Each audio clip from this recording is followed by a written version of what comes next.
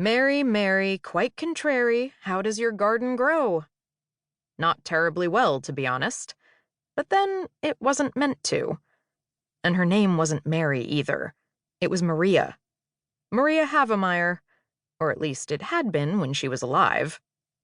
She bent down over the garden, which was less a garden than 3 short rows of mounded dirt and upturned stones in the middle of a budding spring forest.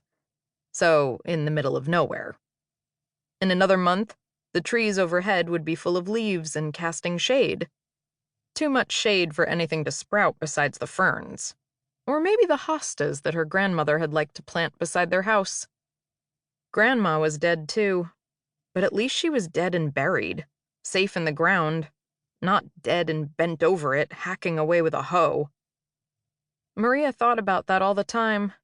Her grandmother, lying in her Sunday dress, arms folded over her chest and snuggled in her casket beneath the cool, cool dirt. It must be nice. Not that Maria would have been able to feel the coolness. Dead bodies didn't feel much at all except for very, very hungry. But she could have lain down with Gram at least, and talked to her, and told her she was okay. She wasn't okay. But why worry Gram?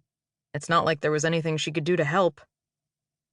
Maria stopped working with the hoe to stretch her back, more out of habit than tiredness.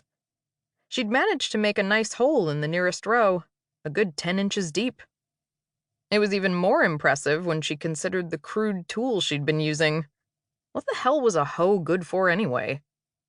But that's what she'd been able to grab in the abandoned shed 3 months ago, and since then she'd been too focused on what she was doing to bother going back. She should have, maybe, for a shovel, or even a handheld spade. You know, something that could actually dig.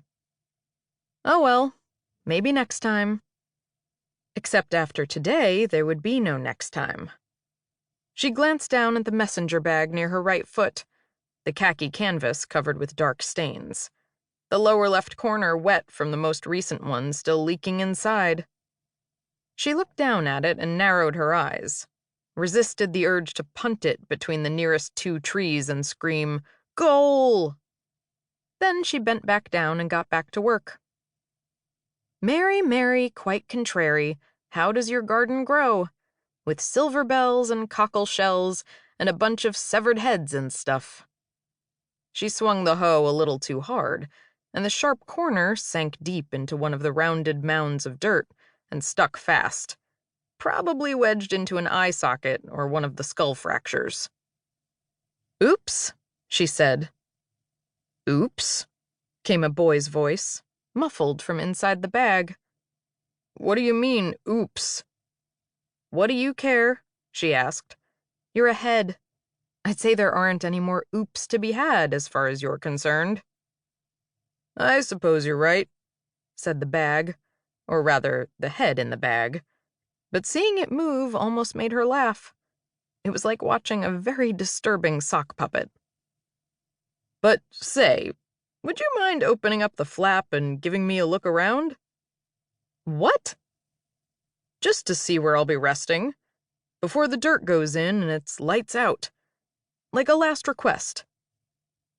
Maria knelt and cleared the last of the dirt away from the hole. There were 6 other mounds in her little garden, each containing the severed head and crushed skull of a ghoul. A ghoul, like she was. An undead body that refused to lie down and rot, and instead went on about their business almost like a live person. Except that live people didn't constantly hunger for dead, rotting human flesh. "How long have you been dead?" she asked. "About 6 months." 6 months. Almost the same as her. "Then 6 months ago was when you should have asked for last requests," she said.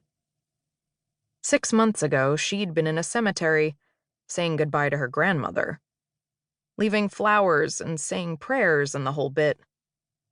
6 months ago, she'd been alive, until she saw a boy hunched over a grave at the edge by the trees, weeping